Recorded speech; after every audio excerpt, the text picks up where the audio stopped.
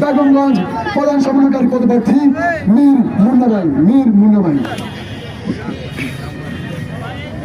আসসালামু আলাইকুম প্রিয় সহযোদ্ধা ভাইরা, আমরা আজকে এখানে আসছি আমাদের একটাই কারণ, আমাদের হাদি প্রশ্নে আমরা সবাই ঐক্যবদ্ধ। মূল উদ্দেশ্য হচ্ছে ভারতীয় আগ্রাসন। আমরা আগামীতে আর বর্তমানে ভারতের আর আগ্রাসন আমরা মানতে চাই না। ভারতের আগ্রাসন আমরা মানবো না, মানতে আমরা পারবো না।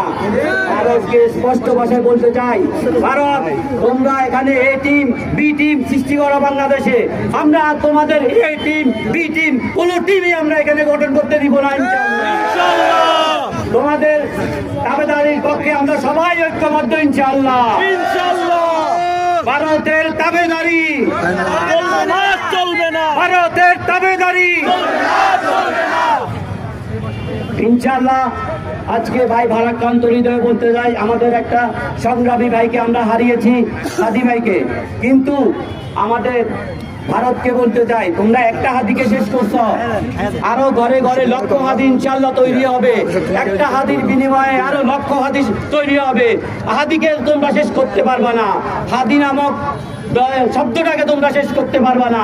কত হাদি মারবা তোমরা? আরো লক্ষ হাদি তৈরি হবে ঘরে ঘরে ইনশাআল্লাহ। তোমরা বিগত 17 বছরে আমাদেরকে গোলামের মতো ব্যবহার করছো। বাংলাদেশের মাটিকে তোমরা নিজেদের মাটি মনে করছো। ইনশাআল্লাহ আগামী থেকে এই মাটিতে আর ভারতের দাবিদারি আমরা করতে দিব না, ভারতের দাবিদারি আর চলবে না ইনশাআল্লাহ। এই বলে আমি আমার বক্তব্য শেষ করছি।